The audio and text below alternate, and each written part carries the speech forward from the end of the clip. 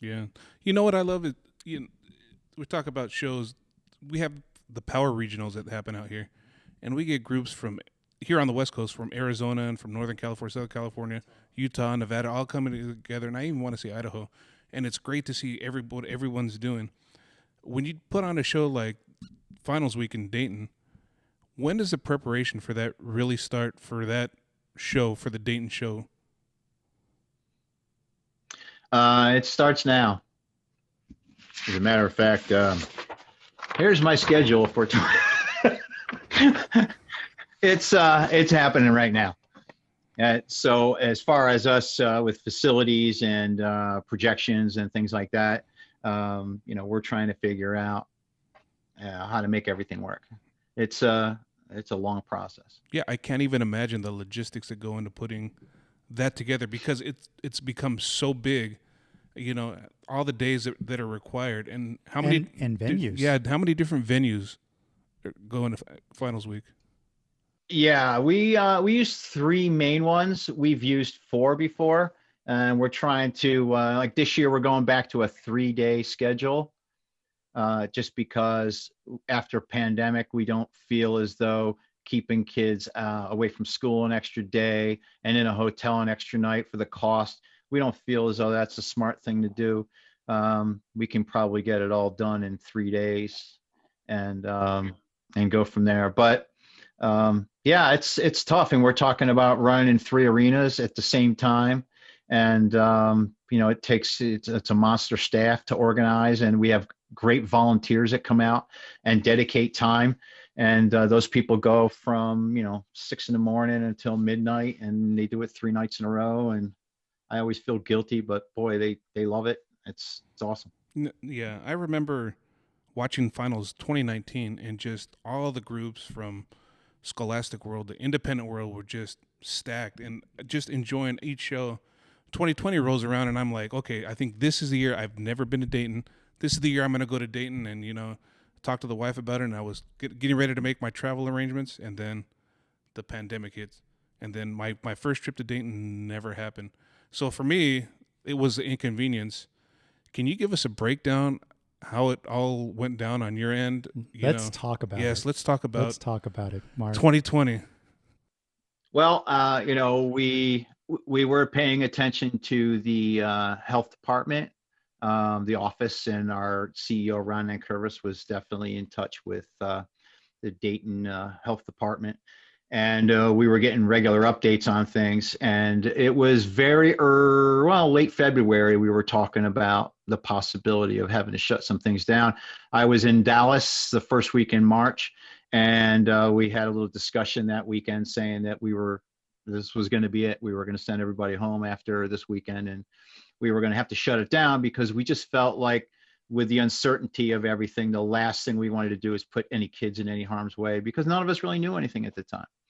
So we figured as though that was the smartest thing to do. We knew that we would get criticized for it, but looking back on it now, that was the smartest thing we ever could have done. And then,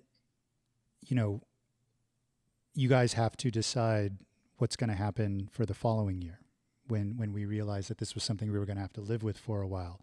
Can you talk about when those discussions started, and how did you guys ultimately end up with what we had with the virtual season? Sure.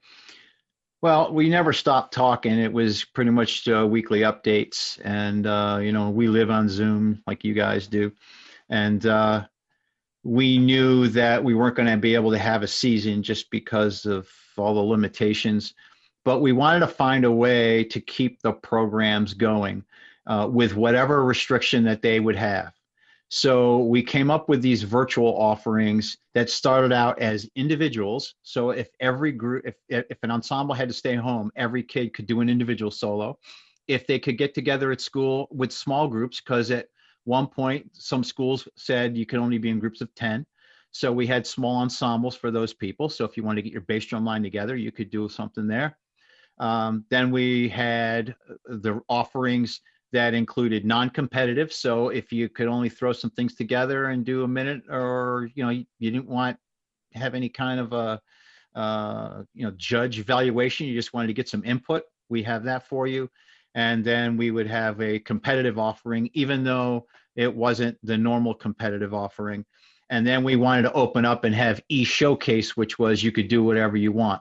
But the whole goal of the entire virtual project was to keep the programs going and keep the kids playing and keep them teaching and keep the instructors writing shows, do whatever we could to keep the interest going, because we all know that once you stop doing it for a season or two, there's a dip, and then you have to turn around and you have to get new kids involved, and there's like a 5-year turnaround to kind of get things moving again. So if we could keep things moving, we felt as though that would be the best option for us. And we had an overwhelming number of groups participate. Do you think any of the virtual stuff that you guys implemented is going to carry over to the future? That's something we're talking about at our board meetings. We're going to be talking about that coming up.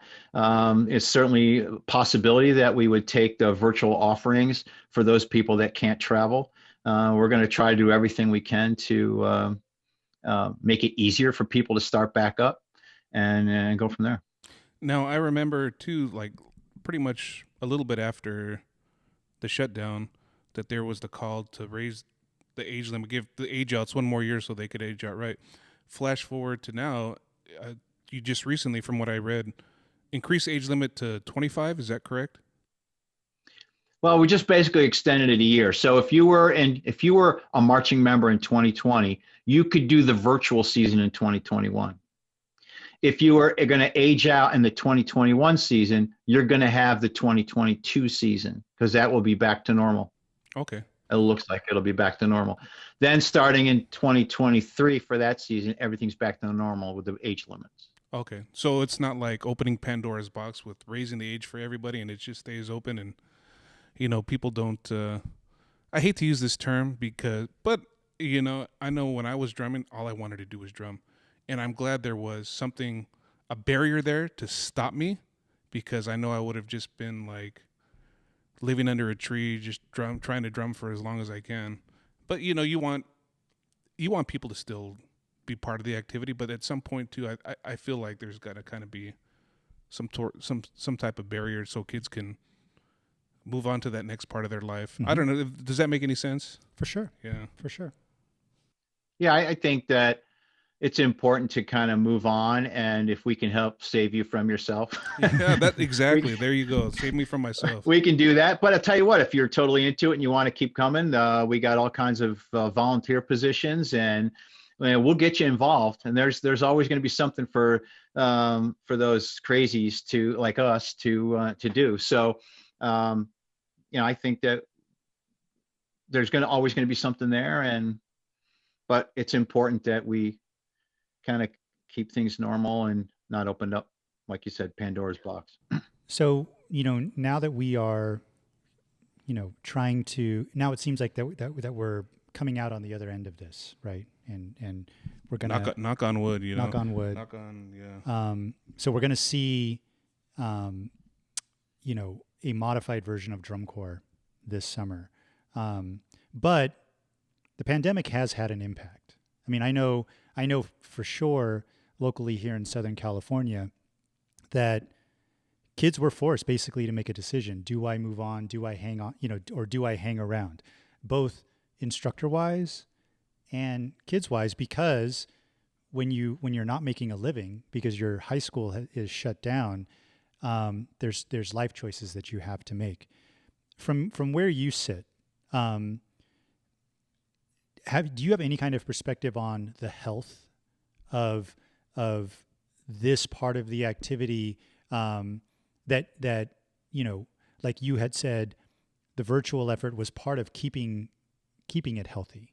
Do you have any sense of the impact, or is that something that we're just going to have to wait and see how much of a drop off, if any, there has been, and where we're going to be as far as an activity when it rolls around again?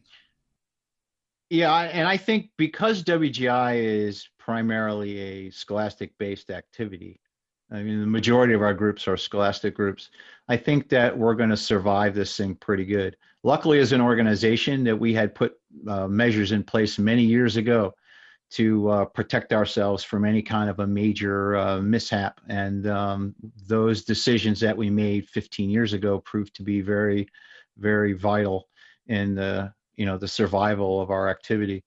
But I think the schools have all found that the kids needed to have the programs, and I think that they're going to continue.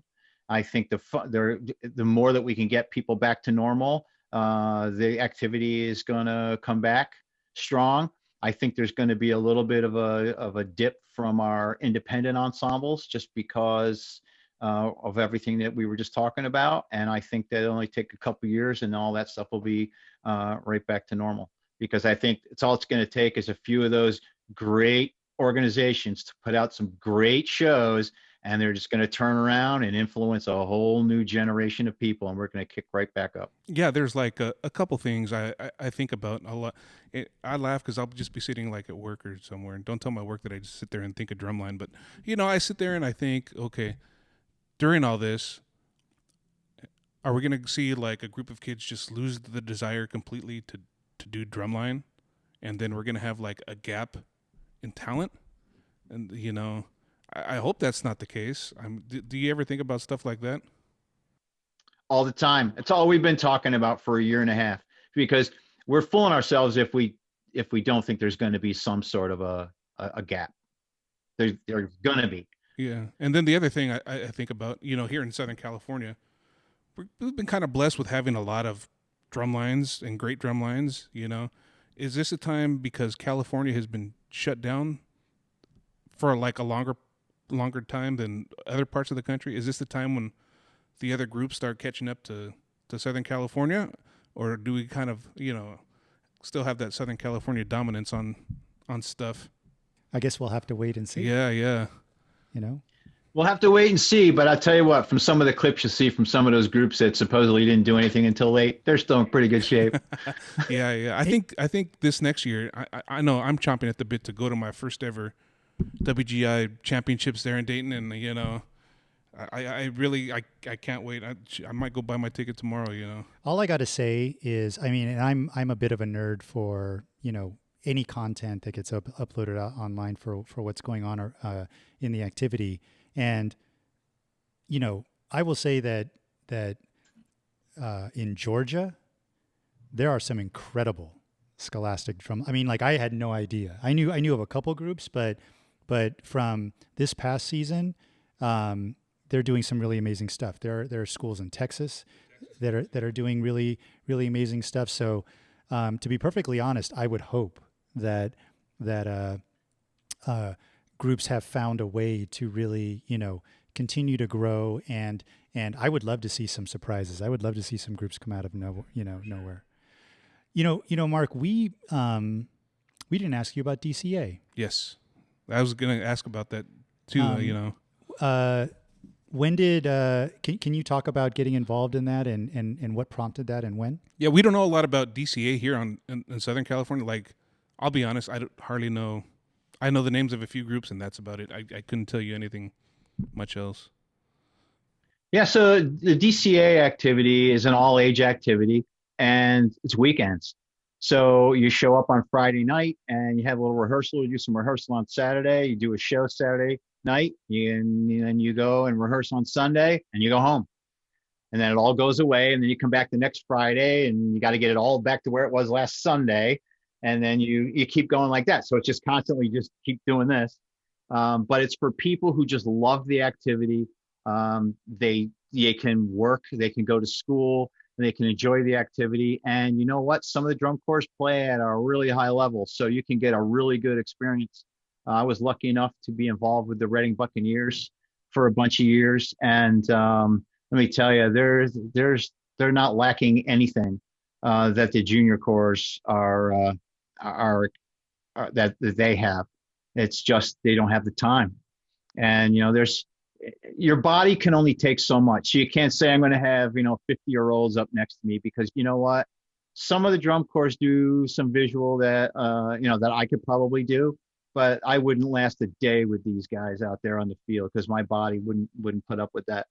And also at the Buccaneers, it was pretty much a training ground. Kids that wanted to go to Crown or Boston or go places like that. You come in, there's an incredible design staff and teaching staff that got these kids ready and gave them the experience that they needed prior to going to audition for these drum corps. So it turned out to be a great thing. It was a whole bunch of fun for me. It was 20 minutes from my house, and I could go up. My job was to produce the music, so I went up as an ensemble coordinator, worked with the writers, and helped put the show together, and worked with some great young writers. Johnny Trujillo did the percussion arrangements, and Mark Lortz, who's a percussionist with brass, and Bobby Jones is a program coordinator. He's one of our judges at WGI. He's incredible talent.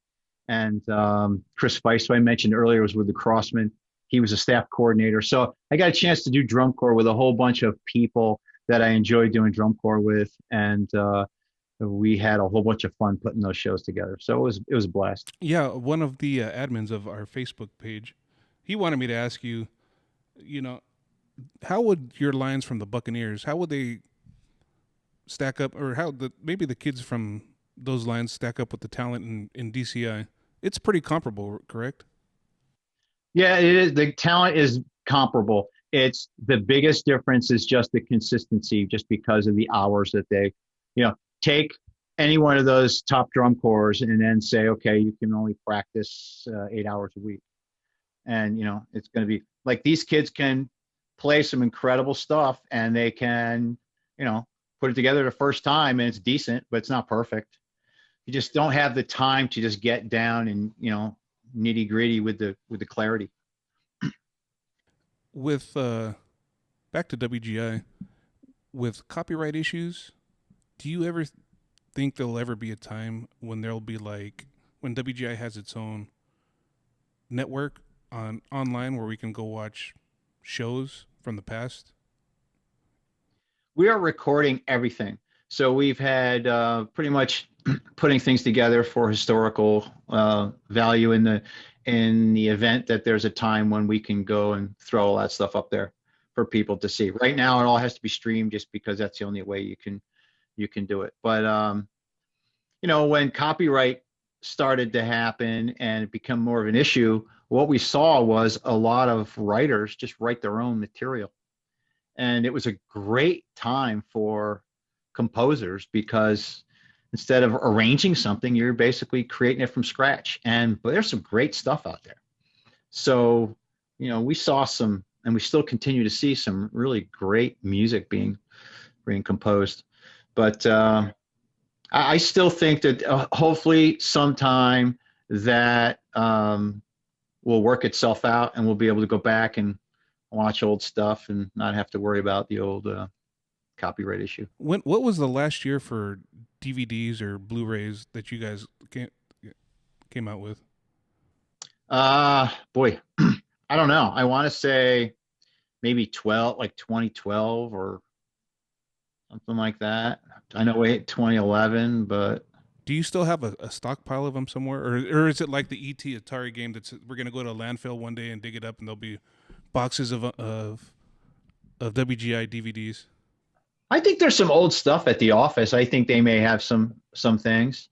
For me, I would get the stuff and I watch it just to make sure that what the quality was like. And I like to remember what it sounded like live, because everybody knows our activity. There's just nothing like it. There's nothing like sitting in Dayton Arena and listening to these kids and feeling the energy come off them. It's just nothing can capture that. As great of a job that everyone does in trying to record this activity, it's nothing like being there. Well, if something were to happen to fall out off a table there at the office into a mailbox and end up over here, I could tell you, I'll tell you the quality of them if they're still good.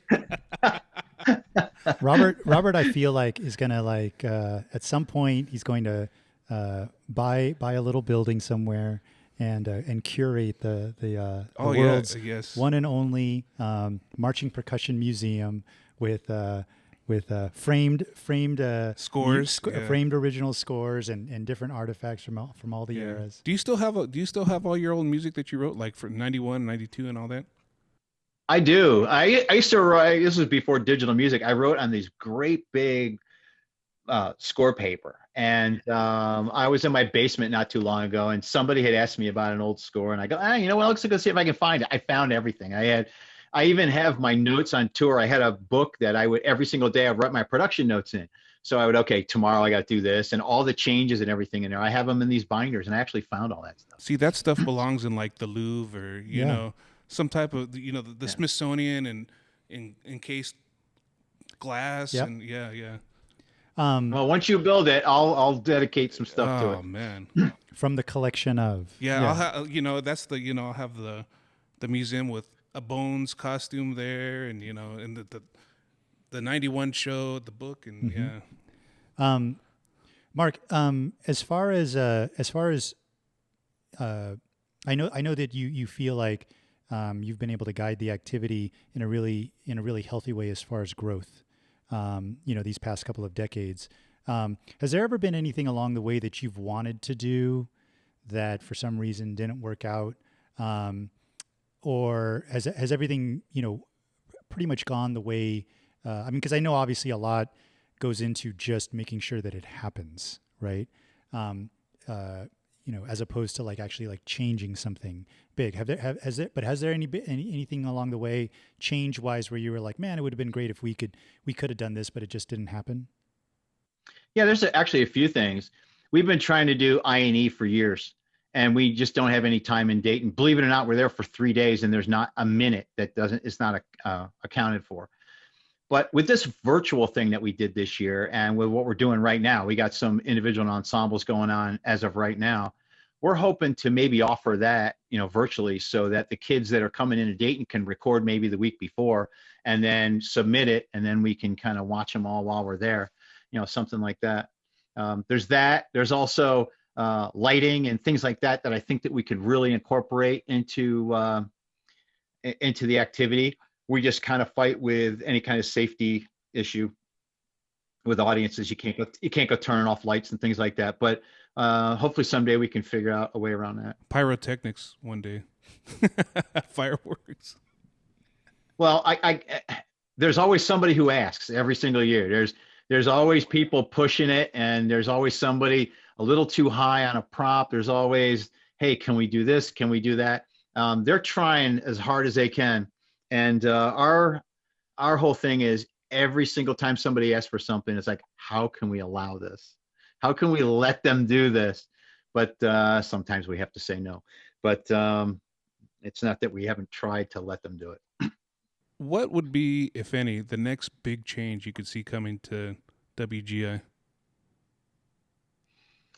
That's a good question. Is there anything like in the works that you could share with us? Or do you got to keep everything pretty tight, close to the vest? No, we're pretty transparent about everything. I don't know. To be honest, we're so focused right now on how do we get out of this pandemic, and how do we keep offering these kids and these incredible experiences. Like, to me, I always said that I do this activity and because I want to provide the ultimate percussion experience for kids, and anything that we can do to make that happen, I'm all about. So, as we continue down the road and things evolve, hopefully we'll keep thinking about different ways that we can make that experience, heighten.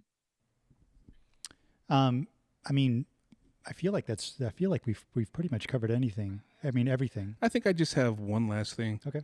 Social media and the activity. How do you? Is it hard not to whenever there's something negative? Is it hard not to read it and take it personal? For me, yes. I want 100% satisfaction all the time, and when somebody is, giving you crap, it hurts a little bit. A lot of times, though, I can read through. It's somebody who's uninformed, or they just don't know what they're talking about, and then those, I just feel sorry for people. But you're always going to have that with social media. You can't win with social media. It's a whole bunch of people who think they know what's going on. I would rather talk with somebody if there's an issue and say, hey, look, let me explain to you how this works, rather than having people just go off on social media. But it's just an unfortunate thing that we have to deal with nowadays. You're trying to use it as a tool, and you're trying to do it positively, and you're trying to promote the activity and the students and the shows and the designers, and you constantly have to fight for things. So it's a shame. Obviously, social media is a big part of celebrating the activity, but um, you know, on the other hand, when stuff negative does come out, it feels like it stands out, amidst all of that. But everything I've seen, I would say the majority of the presence on social media is all really positive and celebrating what's going on and allowing the kids to celebrate what's going on, either individually or as part of groups.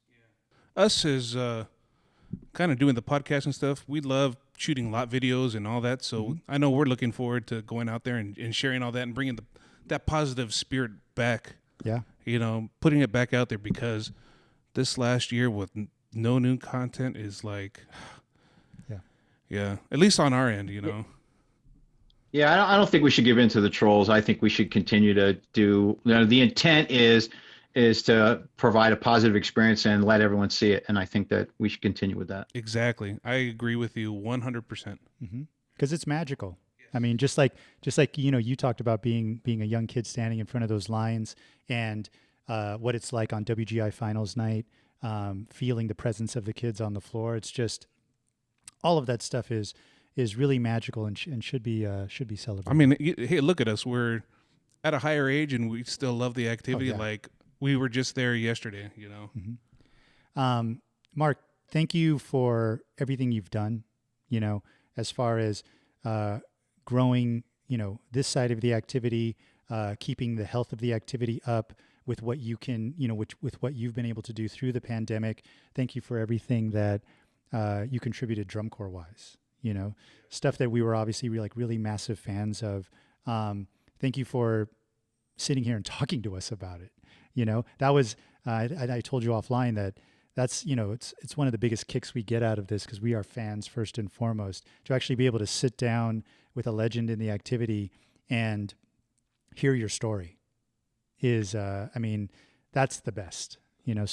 So really thank you for taking the time and doing this with us. Yes, I really appreciate that too. And like just to reiterate what George was saying, first and foremost, we're fans, and look, I still wear the Crossman 91, 92 T-shirt, man, because I love those lines, and we could talk the lick and all that stuff forever. And I very appreciative of your lines with the Crossman, and I'm very appreciative of what you're doing with WGI, because being at the head of an organization, it's tough, because you constantly have people trying to knock it down. There's like you said, you want to focus on the positive stuff, and sometimes at being at the top, it's hard. Yeah, well, thanks for letting me share my experiences. It's been a lot of fun. Hey everybody, thanks for joining us, and hopefully we'll be back with you soon with another episode of the Drum Corps Coffee Shop podcast. Good night, everybody. Good night.